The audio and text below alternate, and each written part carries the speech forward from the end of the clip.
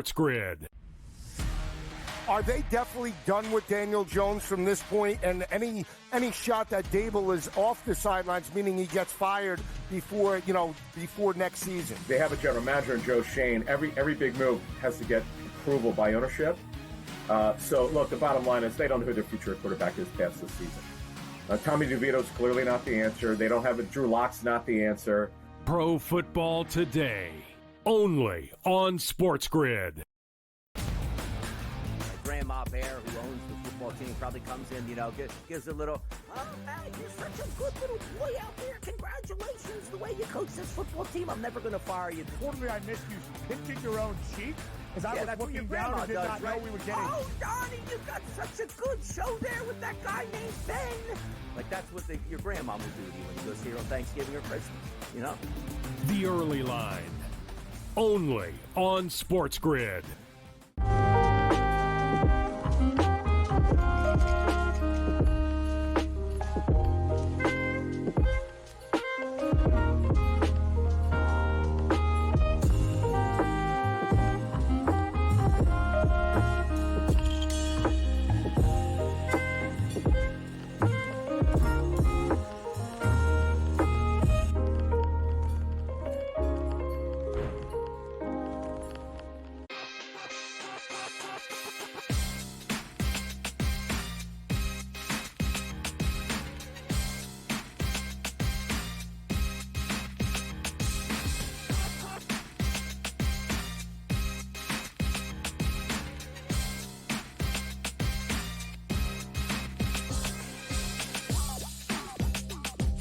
Live to the right here. It is Game Time Decisions, another Monday night to make it happen on Sports Grid. I'm Kevin Walsh with you. We have a big Monday nighter in the AFC, and I do not say that facetiously, as we have the Denver Broncos, who are now shaping up to be the final wild card team in this conference. Incredibly. Despite the preseason odds, certainly the Broncos control their own destiny. When you look at the AFC standings, this team is in a prime position.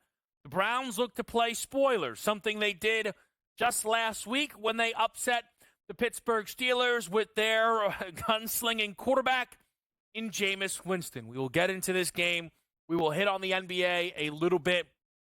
We'll zoom out to the college football world as well. Tomorrow, we will be getting the second most important rankings of the college football season, but a very important rankings before conference championship weekend takes place. And we will have a full breakdown of all of that on tomorrow's show that you will not want to miss. But let's get right into it here. Denver and Cleveland in a big-time, prime-time spot where a number of odds could be shifting. Now, the spread is continuing to move in Denver's favor. We are up to 6.5. Some of those 6.5s have come on back to a flat 6. This side, tricky. I would look Cleveland if you were able to get to a flat 7 in this game, with the touchdown still, of course, being key. But I likely back off from that direction. I do think the Browns, just the ability of Jameis, really can keep them within range against mostly any opponent now. If you look, they have, with Jameis, they've won 2, they've lost 2. The 2 losses were by 17 and 21, so maybe it's it's a do-or-die type of thing with Jameis Winston. The Broncos, though, a different caliber of team who I guess I feel I'm still trying to fully figure out. I'm a little surprised that they sit here at 7-5, and not just based on preseason expectations. I'm talking about in-season expectations. This is a team whose 2-2 run against New Orleans with Rattler and Carolina at home was not surprising. Their 0-2 run against Baltimore and Kansas City on the road, absolutely expected. Even the fact that they should have beat the Chiefs didn't overly impress me, because everyone should have beat the Chiefs, it feels like, this season. But it's the 2-0 window that they are on right now where it feels like things change. Even more impressive than when this team won at Tampa and at the Jets early season. The Bucs game was a good spot. The Jets are atrocious, and we now see that for what it truly is. They dominated the Atlanta Falcons. They beat that team by 32 points, who entered as slight favorites, slight dogs. The game was a round pick. They followed it up by going on the road in division. Never easy to do. We know that. We've seen that throughout NFL history. We know that is the case. They get down early in this football game as well. They trailed at halftime. They won by double digits when it was all said and done. And now you kind of take the Broncos schedule and see where it looks. Home against Cleveland, a bye week, home against Indianapolis. They'll be priced as favorites in both. And if they're able to secure those wins, 9-5, there's probably no looking back. The final 3 games are difficult, going to L.A. We'll get to Cincinnati later on our show, but that's not going to be easy, even if the Bengals are allergic to winning. And then they'll close it against the Chiefs. We'll see if it matters to Kansas City. Perhaps their seeding will be locked up prior to Week 18, which could be a big benefit to Denver. They're sneaky as a world, I feel, where Denver's seeding is locked up prior to Week 18, and they're just locked into that 7th slot. But yet, here we are. And one of the big picture now, kind of changing landscapes with the Broncos now projected to make the postseason is Bo Nix fully entering the Offensive Rookie of the Year race. Now, Nix's number dropped due to a Sunday performance from Jaden Daniels, where they hung 21 early on Tennessee. Daniels threw 3 touchdowns, rushed in another against that Titans defense. With the Commanders to 8-5, they, similar to Denver, feel like a team that is going to go to the playoffs. That being true for both, one, very surprising, but also would then kind of bring it most likely to a straight statistics battle, I imagine. The thing is, Bo Nix is not all that far behind. Nix has done a nice job finding the end zone. I know some think he could do it tonight. He's at 4 already on the year. 16 touchdowns to no interceptions. 8 touchdowns, no picks in his last 3. In his last 6 games, he has thrown just 1 interception. He has an 11-to-1 touchdown to interception ratio within the last 5 weeks of football. So Bo Nix is playing well. He 100% is. And I expect it to continue tonight. Bo Nix's passing prop out there in the market, 220.5. That number looks light to me when we look at not just Bo Nix's production, and that number's climbed up for Nix in some spots as high as 227.5. Looks like 223.5 now, becoming one of the new numbers out there. But it's what we've seen allowed this year from the Cleveland secondary.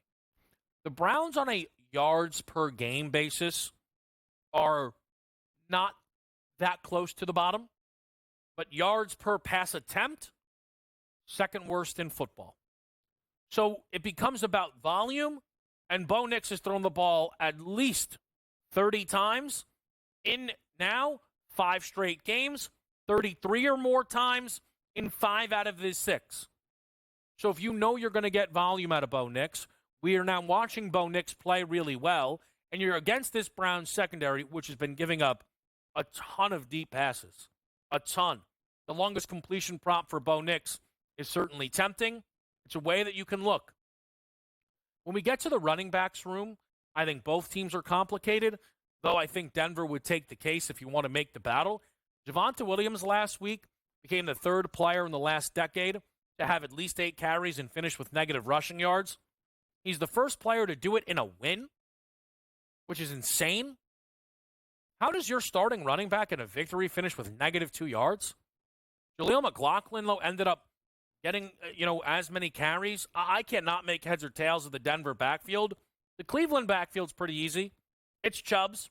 It is. The issue, though, in this specific matchup is I see a lot of vulnerability for the Broncos against pass-catching backs. That description still fits Jerome Ford. My worry getting to the window is That was true last week when the Browns played Pittsburgh. The first pass of the game went to Jerome Ford, and I don't think he saw another one the rest of the way. So is there still enough Jerome Ford workload out there and available to make plays?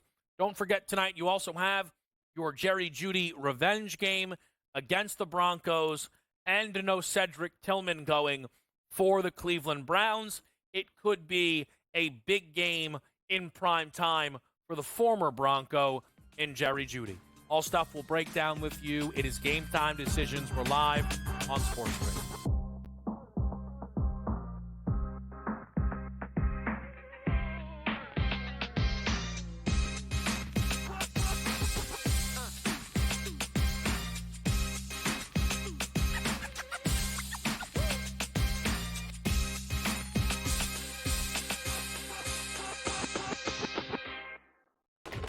Enter into the magical world of McLuck.com, where even the smallest of spins can win real cash prizes. Adventure into over 1,000 of the best Vegas-style slot games. So what are you waiting for? Unlock your free welcome offer today. Join the fun where winners play and players win.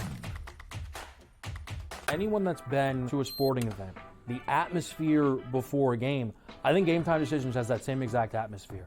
This is our arena.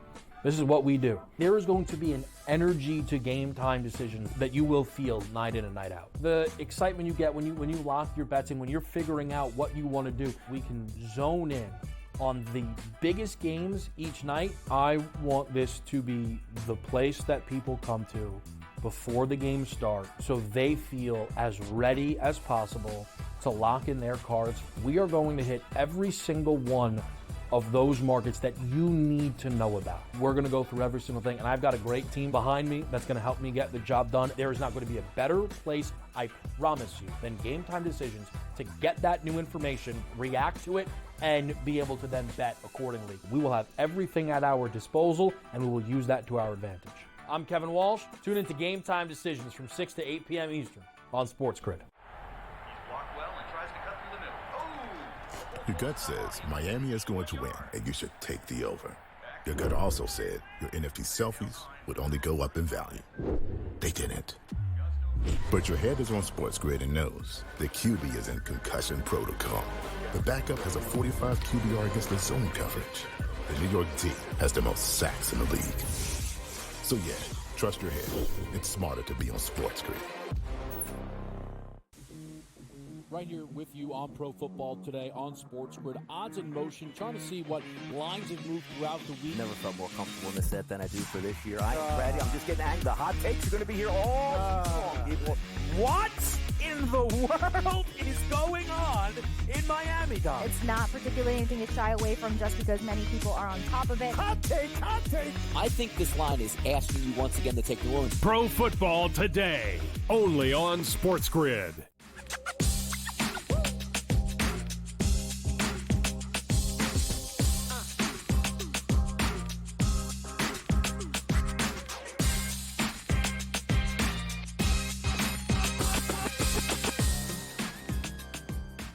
Welcome back. Live with you right here on Game Time Decisions, where, man, yesterday's NFL action was pretty interesting, wasn't it? Man, oh man, it's a few big results out there. Some spots I was right, some spots I was wrong. Kind of only one spot I care about right now. I mean, it was the nail in the coffin spot. Maybe that doesn't sound right, but I mean, there's no more. I mean, there can't be. Look at that. They put it up. I didn't even tell them that that's what I was going to talk. No. Put it up. No. I love that because they know back there. They know that it's the Philadelphia Eagles with a victory last night. First of all, what does this do? It shows that I'm the most unbiased man in the history of sports media. I didn't pick this team to win the Super Bowl because I'm a Birds fan. Go Birds. No, it's because this team is as good as any in this sport. And you saw it once again on display against the Baltimore Ravens. The Baltimore Ravens went out there last night, and they thought it was going to be sweet. They were up 9-0. And And then they picked their heads up, and it was 24-12. A 24-3 run in Baltimore's building. And oh, by the way, touchdown that I will never speak ill of because it allowed me to sneak out arguably an undeserving win on Jalen Hurts over 8.5 rush attempts. Call it one for the good guys. The books now, as many of you have responded. Because now, when you look in the NFC market, there is a clear top tier, and Philly's a part of it. Detroit's still the favorites. That's fine, plus 150. But the Eagles at plus 250 have created a massive gap to the third team, the Green Bay Packers, who all of a sudden now everybody remembers the Eagles beat in week number 1. And it doesn't just stop there. In fact, the Eagles have now moved so much, I'm starting to go, whoa, take it easy. Tied for the second best odds to win the Super Bowl, the Philadelphia Eagles, alongside the Buffalo Bills, who we'll get to in just a second. For Philly, this win proved without a shadow of a doubt that this defense is for real. It was their downfall last year. It will not be their downfall this year. The Cooper DeJean and Quinyon Mitchell picks were arguably two of the best draft choices any team made this past April, and the Eagles made both of those decisions. Jalen Carter is Defensive Player of the Year good, and all of a sudden, Zach Bond has helped the Eagles actually have a linebacker, which is nice to see, because I haven't seen a lot of that in my life. The Eagles have answered all of the questions. Now the questions change.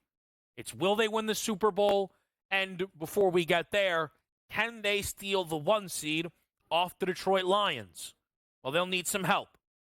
The Detroit Lions still have to play a few games against the NFC North. A trip to Green Bay next week. They'll close it in Minnesota. During this run, they also go to the Windy City and see Chicago. Perhaps the likeliest spot, though, for a Detroit loss would be a Buffalo win.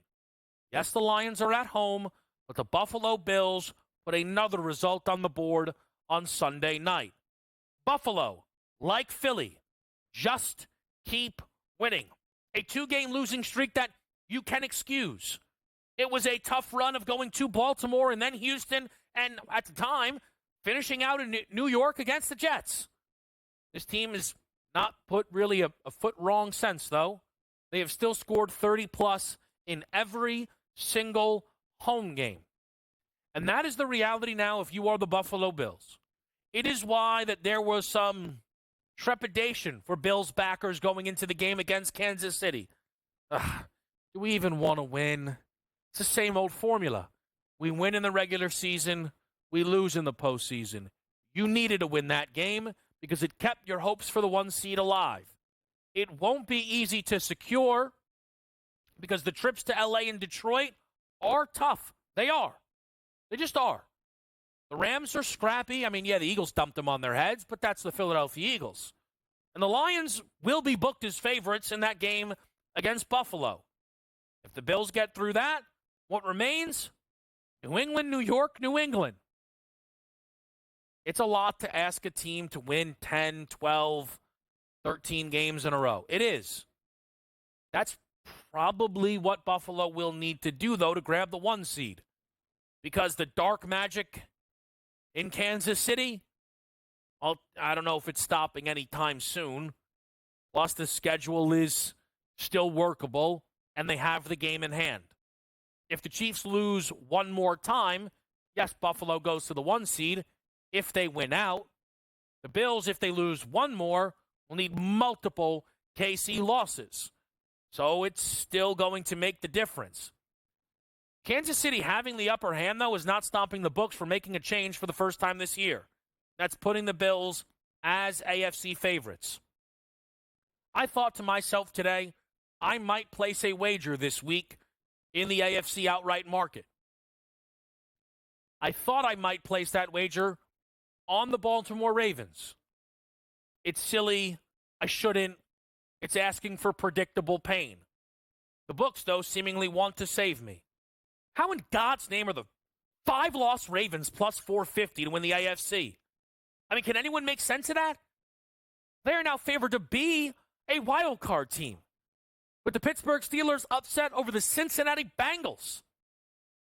And again, I was thinking about betting Cincinnati, so perhaps I'm going to guarantee just make a useless, wasteful bet within the AFC race. I mean, I already did preseason, likely on Miami.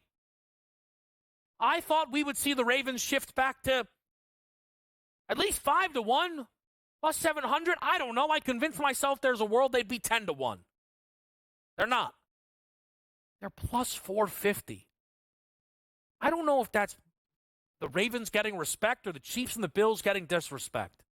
But it's madness to see Baltimore, after their 5th loss, 5th, and now go as dogs in the North, still sit there at that number.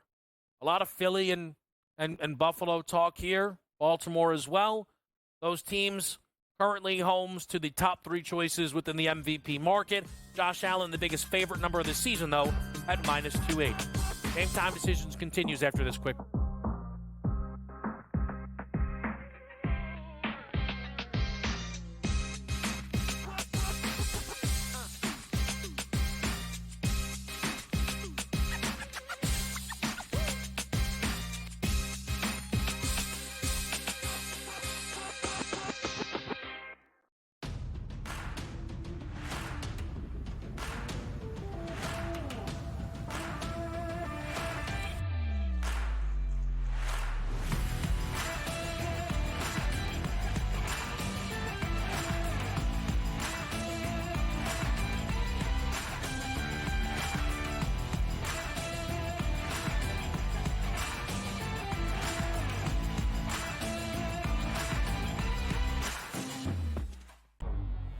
Two guys that can do it all. Too much electricity this morning. This is a good time. We're having a lot of fun. I had to do a triple take. Ka-ching! Why? Because of parity. I didn't mean to offend. Yeah, it's not going to happen. Load management is a dirty word. Let him rip. You know what? Circumstances provide the results. What? How do you do this once? Oh, Donnie, you got such a good show there. A network that is booming. The Early Line, only on Sports Grid. The sharpest football contest show in the land, the Las Vegas Football Contest Show, focuses on Circus Sports Million, Circus Survivor, and the Westgate Super Contest, handicapping the games and releasing our contest picks every week of the season. With 2 former Super Contest winners, Brady Cannon and James Salinas, a former NFL player, Mike Pritchard, and over $1 million in contest prize money won combined, the Las Vegas Football Contest Show will have you prepared this season like none other.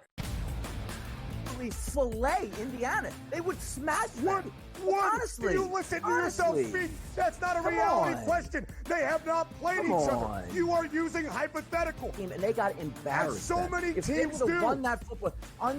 Yes, that's you're but that's the thing, Johnny. No. Stop. The only argument is Indiana is a decent football team and a product of their environment. The Early Line, only on Sports Grid.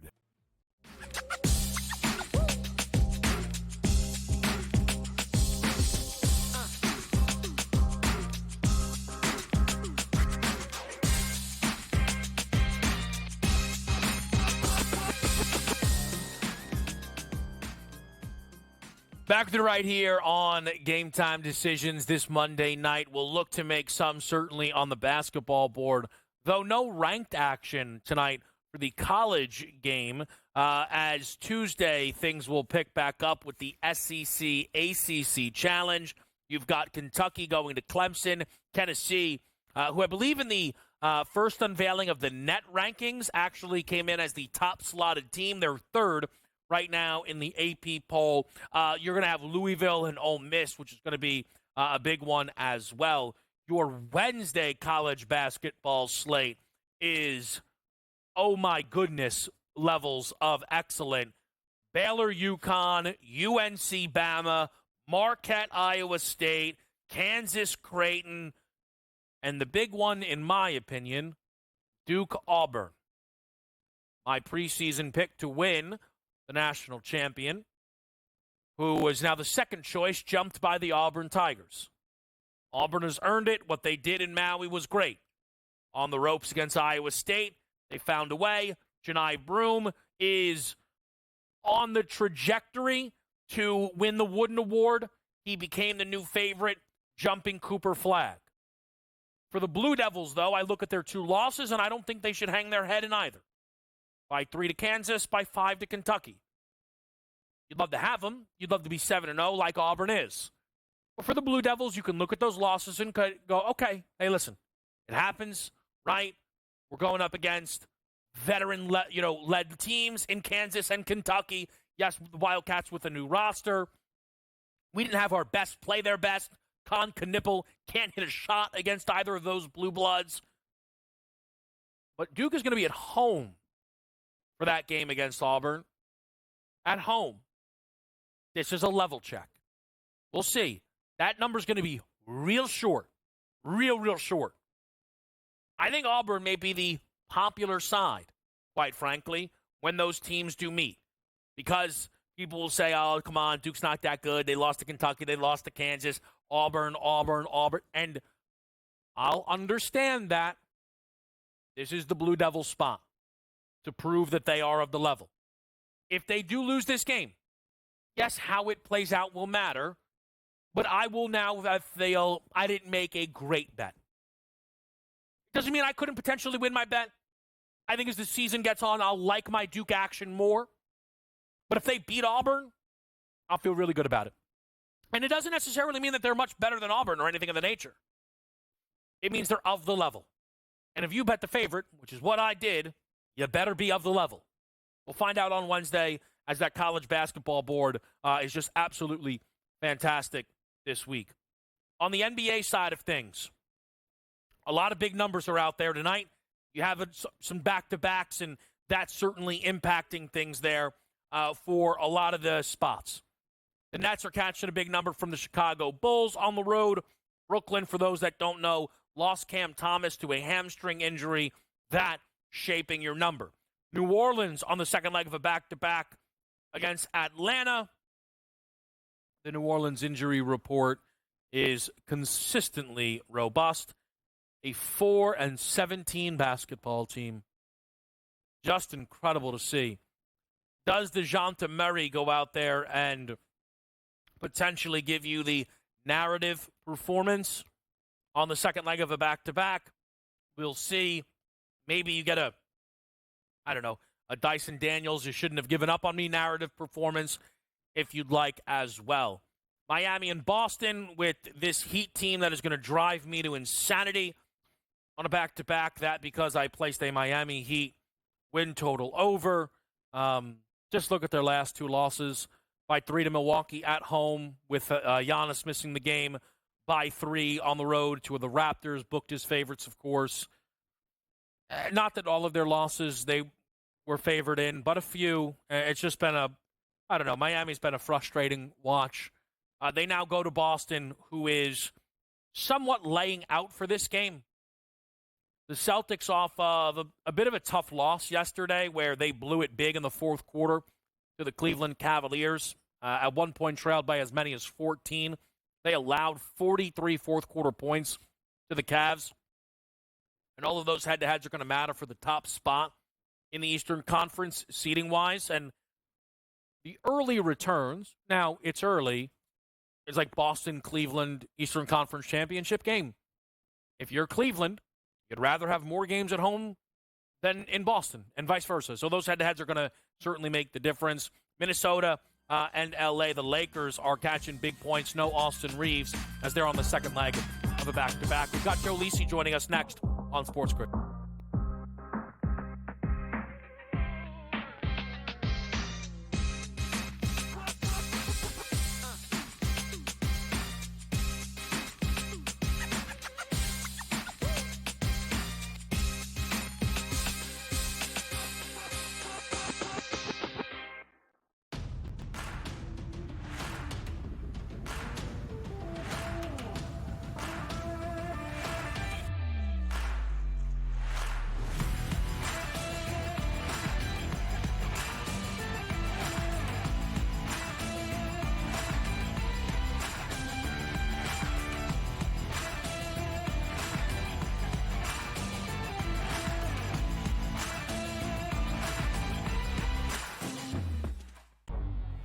two guys that can do it all. Too much electricity this morning. This is a good time. We're having a lot of fun. I had to do a triple take. Ka-ching!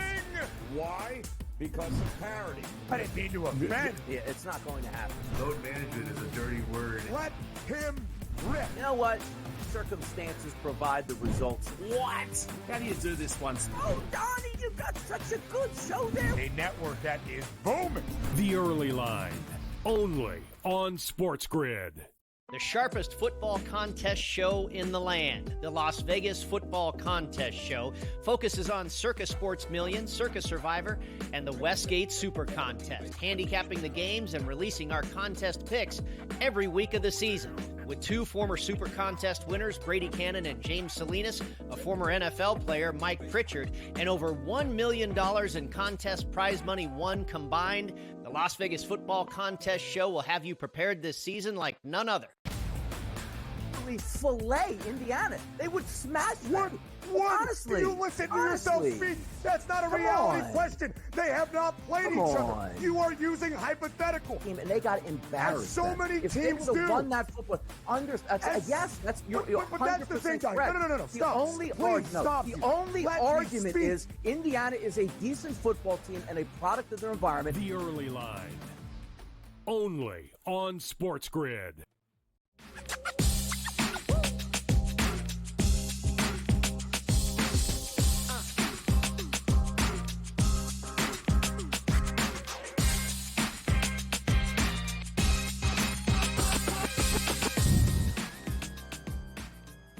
Live to right here on Sports Grid, a Monday night. I'm Kevin Walsh. I'm joined by Joe Lisi. Lisi, how are we feeling? Feeling good.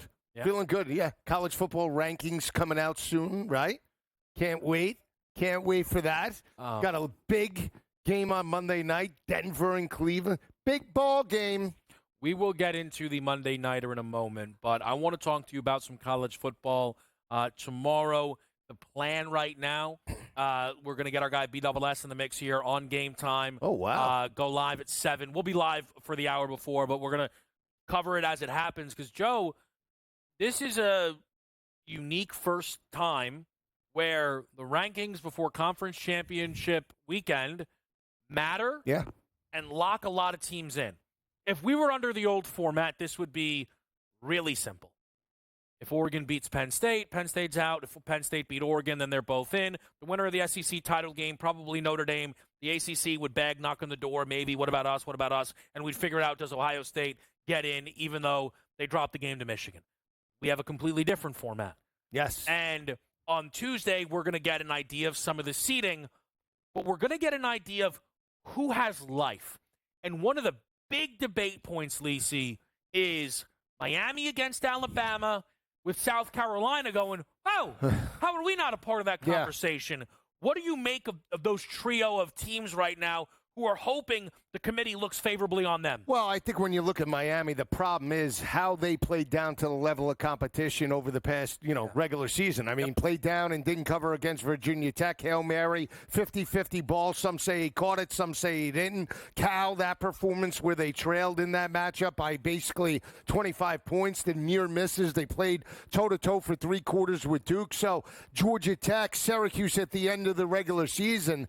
If you're asking me, out of all 3 of those teams, if I was on the committee, who would I pick?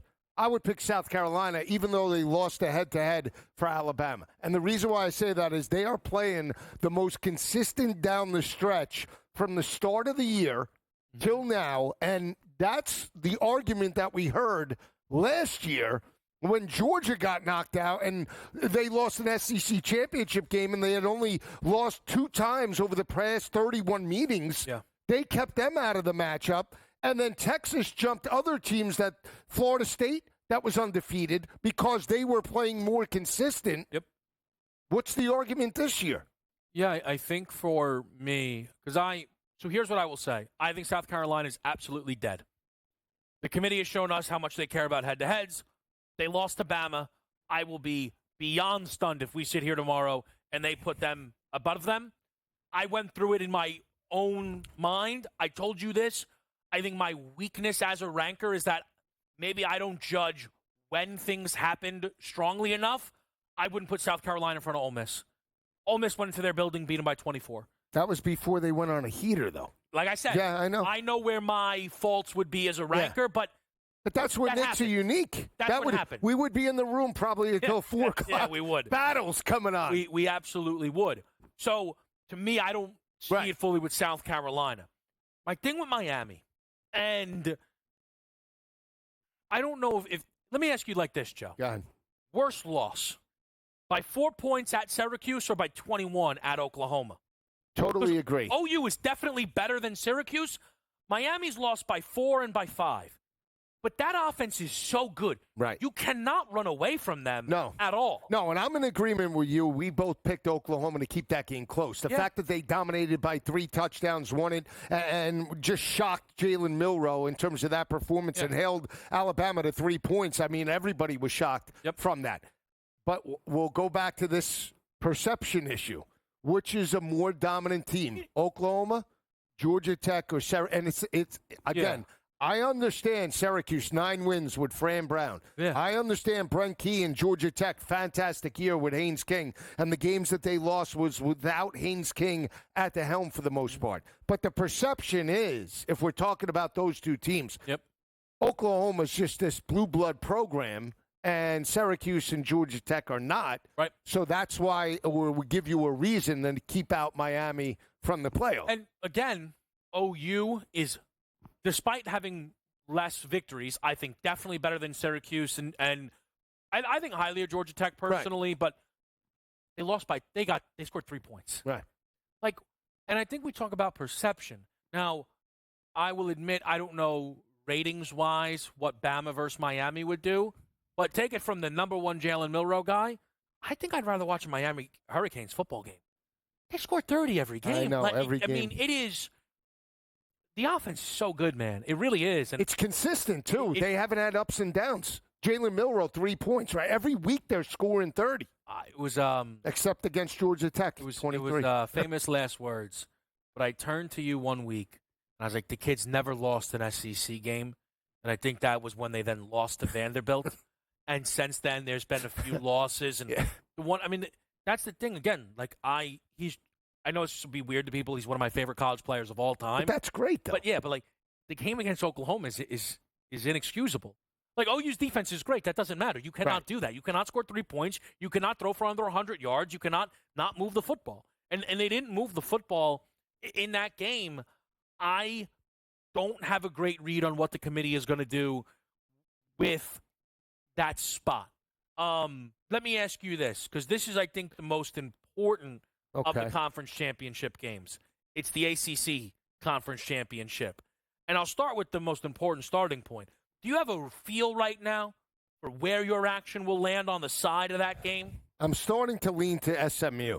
Okay. And the reason why I say that is... Number flipped, by the way. You saw it opened Clemson, it's flipped to the Stangs. Yeah, and the reason why is they've been a dominant defense. I mean, you talk about rock solid and run support. Yeah. You know, entering that game against Cal, 2.7 yards per rush. I like Kevin Jennings at the quarterback position. Hasn't really had terrible performances. Their defensive front seven gets after it. They're athletic.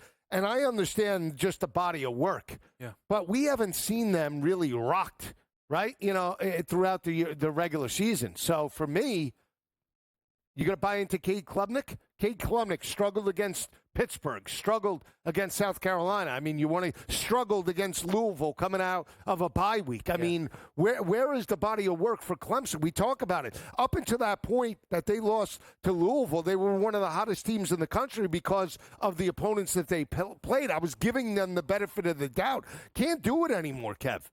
I will tell you this when it comes to Clemson. You want to tell me, hey, a Big 12 team deserves a shot? I think that's fine. I really do. Arizona State or Iowa State now are, I think, both only have 2 losses. You tell me, hey, man, we want a team like Boise or UNLV to have a chance. Okay. Clemson does not deserve this chance. They have lost every single one of their step-up games. Right. And mostly in bad fashion. Georgia embarrassed them. Louisville and South Carolina. Again, I learned this from you. Mm-hmm. You don't go and win at Clemson. Right. They've lost both of those games at Clemson. Right. Like, they do not – I know Clemson, this probably somehow get clipped and go, I don't care. Clemson does not deserve this opportunity to appear in a college football playoff. Right. Now I'm going to turn it back onto you, Okay. right? College basketball-wise, right? Yeah. A few years ago, maybe when Edwards was at Georgia, didn't they make a run in the SEC championship and actually won it? They were under 500. In college basketball, we've seen that before. Yeah. I don't know if it was technically Georgia, but we've seen it. NC State did it last year. NC State, right. So we know the perception, but you love it on the college basketball side. College football, it's taking you. And I think it's because college hoops way bigger field. Right. And when there's bid stealers, right, it either happens at a low level, mid-major team, what were they going to do? Right. Or, NC State won the ACC. Yeah, well, Duke's in, Carolina's in, Virginia. Don't worry about it. Clemson gets in, and it's like, yeah, we just lost Miami or Bama. So, because, and I don't know, is SMU safe in a loss? No. I agree. I'm not sure they're safe at all. Indiana is because they beat Purdue by 60. We'll talk Monday night with Lisi next.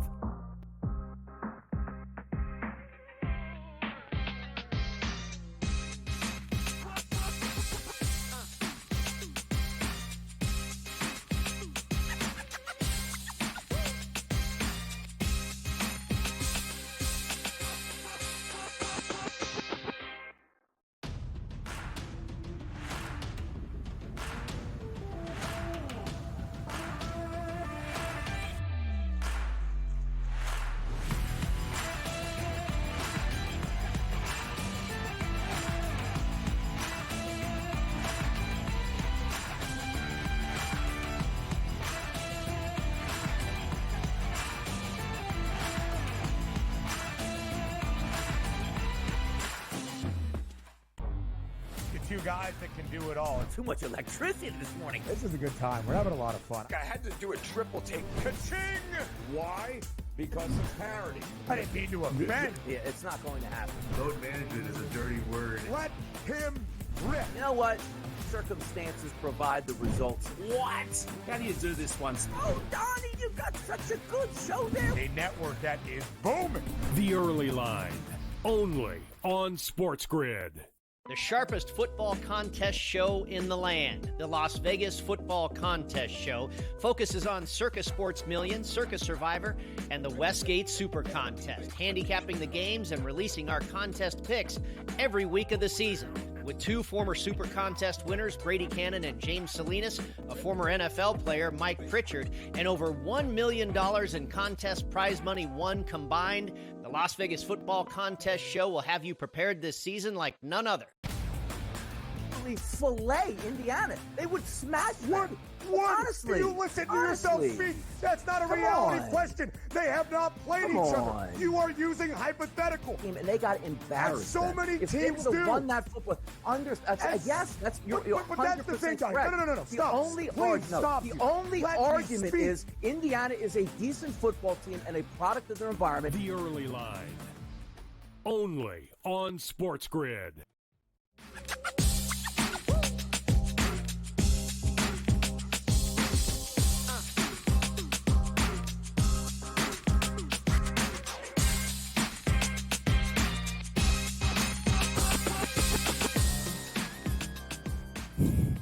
All right, we're live with you right here, and it is Game Time Decisions on a Monday. Let's make some here. Joe Lisi, Browns, Broncos, Denver, hot, ready to make a run in the AFC postseason picture. Can't trip up here. No. Things get real dicey if they do. Do you have a lean on the side or total tonight? I do. I like Cleveland, believe it or not. I think Cleveland's going to give them a game. 1-7. Nah, +7. I'm okay with the 6.5. I just think that Jameis, that offense, they're playing with house money. They went toe-to-toe with Pittsburgh. They get that game at home. I understand it was in the snow, a little adverse conditions, but you're still going up against a rookie quarterback. And again, for one half, Las Vegas played with Denver. Denver typically has a better defense and more consistent, but I'll still think that Cleveland can move the football on them. I think Jameis could put up potentially 250, 275 on that secondary. And I understand they beat Kirk Cousins and Atlanta. That's a gutless football team. Cleveland's at least playing with some heart. Jerry Jeudy going up against his former team plus 230 on the money line. anytime touchdown value. I think that has life. I altered Judy up to 70+, even though Surtain is on him. And how about Lil Jordan Humphrey out of the abyss, 40+ receiving for Denver? Yeah, little Jordan Humphrey, Lil Jordan, big-bodied. Big body receiver. Big-bodied. All right. 16.5 is his number tonight. Okay. So, Bo Nix in the passing game is where I want to look. okay. The thing is, Jameis is on the other side. 500, 600, 700. I knew you were thinking that. Like, come on, is it not? I don't know. Is that wrong? It's not wrong. You think Jameis is licking his chops watching Burrow and Russ throw for 700 yards yesterday? Probably. 721, and he's like, I could do that? Come on, Bo. The issue is... You're going to get me in on this bet. I know you are. Well, so to get to 500s plus 195, not a lot. Nah. To get to 550s plus 470. 600 plus 950. They don't even have the 700. I will say, like, when he threw for 307, because I was on the over in that game against Atlanta, a lot of bubble screens to Marvin Mims. Oh, and, he's not a lot of changing bubbles. the world. Right. So, I mean, Cleveland's defense is a little bit better than Atlanta's in that regard. Well, a little. okay, that's better than They Atlanta's. tackle. The Browns' defense not very good this year. No. Give up a lot of explosive plays. Should we be looking tight end? Should we be looking running backs coming out of the backfield? Javonte Williams? And I didn't really – I felt for Cortland Sutton just kind of makes – he works. There's been some number one wide receiver success against this football team. Not loads, but enough where you could make a play on it. It's not my favorite thing I've ever seen, but again, it's out there and available in kind of some of those taken down parlays we talk about. Sutton, Judy, kind of 1-2 step, right? I think you can kind of talk me into that when it comes to this game here. The total's ticking down. I don't know. Maybe this thing's a rocket ship. 41.5 is very low. No? Yeah, it's low, but I mean, it could skyrocket within 10 minutes. I mean, that game, we saw that game in Pittsburgh had a scoreless basically first half, and that was in the snow. Is there any intel out there? No, not yet. Really? But the intel, I don't know. Do you trust the Doppler that we have on campus here, or what? Well, our in-house weatherman's job was on the line after last night's snowstorm that we saw. And that they got through good. that total by a half. They really, that was true. See, I told you, no inclement weather, nothing. Yeah. No problems. No issue whatsoever there. What are we missing? Jerome. See, I want to bet Jerome Ford, but they didn't use him enough. Yeah, well, how about Jerome Ford receiving 13.5, 14.5 in that number? I wanted to take Chubb in the receiving game. FD doesn't have a number on Chubb in the receiving game, so they're going to hang a number on Ford. I might do that. They'll hang a number if Chubb catches a pass, and then you already missed it. Exactly. That's the problem there. I would actually be with you on taking a Chubb number in the receiving game. You want to get him for 25 plus? Could we find that? I looked quickly. I didn't see it. If you could get it for us, I would like to take. I don't mind getting on the hunt with you here. I mean, it is game time decisions after. What do you want to do? Are you with me on Judy? Even though here's the thing. Alabama versus Alabama. Yeah, but Judy graduated Bama first when they were fantastic. Surtain, right? Great player. Now they're going to be guarding each other. I think they step up. I'll show you who's the best in Alabama history. That's it. Judy, big, going up against his former team. I love it. I got a live one. Nick Chubb? Yeah. What do you got? You want the straight number or the alt? Give me the straight. I say straight number's what, 9.5? 3.5. Oh. Really? What is it, DK? Yeah. Oh, boy. Donkey Kong. Used to love Donkey Kong. You want the alt? Yeah. 25 plus 5-1. Could we parlay it? I might have to parlay it. Yeah, but who are you gonna pair it with? Why is that not enough? That's it's good, but I can Let's see this year in the receiving. Since he came back, he hasn't been utilized as much. Last didn't he get a catch in Pittsburgh? I feel like he got a catch in that game. Yeah, he did for 1 yard. But that was at the end. That was a bad track. All right, get him out in space. So here's his receiving game log. 1 catch, 10 yards. No catches. 1 catch, -4 yards. No catch. 1 catch, 1 yard. You know what I see? He's hot. Hot. That's exactly what I see. Hotness. Give him the. I'm going to take it. Get your eyes No, because, that's okay. The trend is going away from him. It's more leaning towards Jerome Ford that they utilize on third down situations, but I'll take a shot on Chubb. Right. Neutralize the front seven. They know they're going to run it on first and second down with Chubb. Get that defense running sideline to sideline. Then you hit them with 4 verts. Okay. Come on. I might get in with you. Come on. Let's see if. Hold on. Let me see if the other place is starting to. They're hanging numbers on now them? it's out. Now it's 3.5 everywhere. Wow, minus 110. All right. Now, yeah, where you do all your shopping, it's up. But they're not hanging the alt. Nah, they're afraid. Nick Chubb, 3.5. You got to be kidding me. Are we serious on that? Yeah, is that good enough? That's perfect. Yeah, I'll take that. All right, so he's on for the 3.5 then. All right, there we go. Not bad. We found something. Yes. We did something here. Yes. People will be excited I'm about excited. that. Judy, anytime touchdown. I like it. Hot on this Judy. Hot on this Judy. We're going to hit a break. And since we've handled this game, we've handled the college football. Uh-oh. I'm not sure I'm going to force you to give a pick with no ranked college action. It's possible. We talk about yesterday's NFL slate. And the Philadelphia Eagles beat down to the Baltimore Ravens right here on Sports.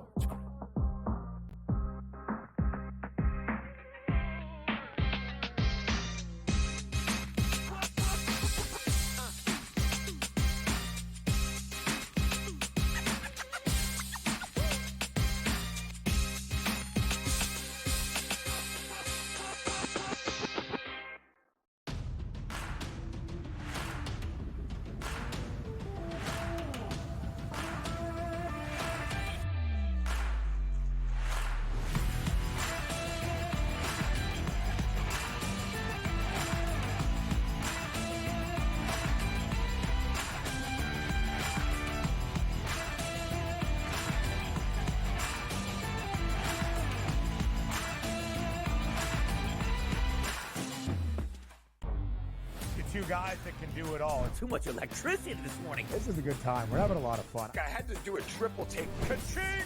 Why? Because of parity. I didn't mean to offend. Yeah, it's not going to happen. Load management is a dirty word. Let him rip. You know what? Circumstances provide the results. What? How do you do this once? Oh, Donnie, you've got such a good show there. A network that is booming. The Early Line, only on Sports Grid.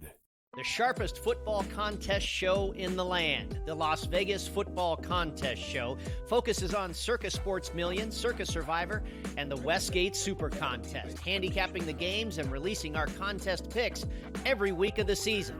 With 2 former Super Contest winners, Brady Cannon and James Salinas, a former NFL player, Mike Pritchard, and over $1 million in contest prize money won combined, the Las Vegas Football Contest Show will have you prepared this season like none other. Fillet Indiana. They would smash them. What? Honestly. You listen to yourself speak. That's not a reality question. They have not played each other. You are using hypothetical. And they got embarrassed. As so many if teams they would do. have won that football, yes, that's you're but that's the thing, guys. No. The only argument is Indiana is a decent football team and a product of their environment. The Early Line, only on Sports Grid.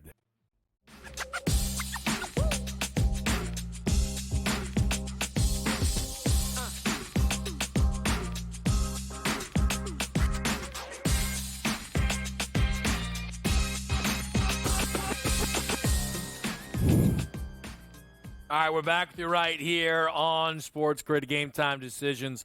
Lacey, we're going to be live tonight for Browns and Broncos.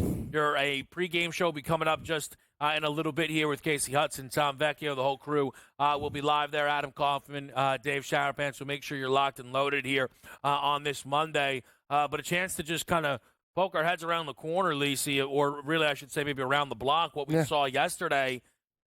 You know, I'm trying to extend the olive branch, for a lot this year. I said, stay away from the birds. I picked them on the show. I know you did. Plus, I'm letting you know. Plus the 138. Listen, you're looking for an NFC team.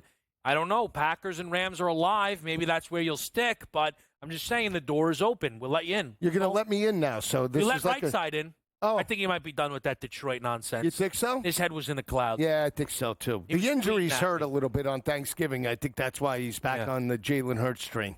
So it's possible. It played well yesterday. Saquon, another 100-yard performance. So impressed with the defense. I told you, Vic Fangio has done a fantastic job. Right. They've won 8 straight now. Fantastic victory. And again, you have concerns, big picture, about Lamar and that team, right? Again, we didn't see the passing attack take over till the fourth quarter when the game was already in doubt. And the secondary and defense has not been as dominant as they were, certainly not last year and years prior. Yeah, Look, the defense is really impressed. I was taking a look today, Lisi, though, about NFC value. Essentially, not Detroit and Philadelphia, if there's anybody worth clicking on. And I think the approach is see if you can clip that NFC West winner. Seattle, not the Niners, right? It just, I don't know, it just is not their year, right? Seattle, Arizona, L.A. If you can clip that winner, you get the home game. Maybe you end up, in a favorable round 2 matchup. Maybe the bracket breaks well for you. I don't know if you think that's possible there. Are you still with the Rams after they pick that win up? Again, I'll pose it this way: in a final stretch run, who do you have more confidence in? Matt Stafford and McVay and those playmakers, Kyler and that team that were playing fantastic. But now Kyler in back-to-back games has lost 2 in a row, right? He's putting up numbers, but now they're losing close games, right? Yeah. Seattle and Geno punching above their weight a little bit. I still have, especially with Kenneth Walker and that rushing attack being inconsistent, I can't buy in. I just can't. And maybe I'll be wrong and I'll admit it. With Geno Smith, I just think they're a 500 team. I think they're certainly 2 games over. 500, though, you might need 9 and 8 to get through the finish line here. But I would much rather think that team is going to be the L.A. Rams than the Seattle Seahawks. And again, if you're giving me, whatever money you're giving me, put it on a winner right now. Yeah. My money is on that group just because I've seen it. Right now, they didn't step up against Miami. Lost some games, obviously, against the Eagles. Got dominated. But if we're talking those 3 teams, I like the Rams matching up against Seattle. I like the Rams head-to-head against Arizona. Yeah, here's the issue, and I know that this isn't maybe for you right. How much you worry about it, where if you said, hey, 1 game, who do you want? Okay, yeah, I'll take Stafford. Right. I'll take McVay. I got you. That's not what this is. No, I know. The schedules but maybe I'm too reliant on the schedules. But now it's the Cardinals who sit there with what is projected to be that easiest schedule, right? They get to host Seattle, and then New England, and then it's Carolina. Then they'll finish with the Rams and the Niners. They are hosting the Niners. Carolina's spunky, though. Here's the thing with L.A. Do you think they can knock off Buffalo next week in their building? That's because if yes, you bet them. I think anything's possible. No, I know, but I'm not asking you. The way Buffalo's playing right now, most likely not, but I think I would take a flyer on that. If you're asking me, I'm willing to pull the trigger on that bet, knowing now that probably 80% of the money is going to be on the Bills in that matchup. Yeah, I mean, that's no doubt about it, and that's Buffalo being Buffalo and everything with that. If the Rams can pull off that upset, it gets interesting. It does. It gets interesting. Do you have as much confidence? I thought Gannon was doing a great job earlier, but now all of a sudden now they're starting to they're coming back to baseline, which is scary. Well, no, see, it's not even. Look, I think their overall defensive performance yesterday was fine. Is somebody's got to get into his ear? Greg also got a lot of credit for explaining the up 3, up 6 thing. We did that for you right here on Sports Grid. When the Eagles made the mistake against the Falcons, his decision-making, I think, put them in a spot to lose yesterday, and they lost for it. It's going to be a great week of football, though. It continues with breakdowns next on the pregame show.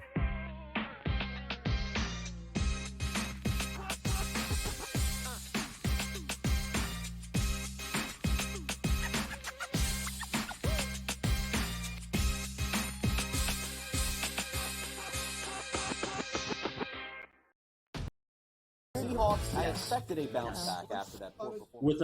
With a fro in the 70s. Her dad was Kyle from South Park. So jealous of the fro in the 70s. Oh, but they are 5-4. So when my beard, like when it actually grows out, it's like brown, dark brown, light brown. Christian McCaffrey ever does come back. Newswire, only on Sports Grid.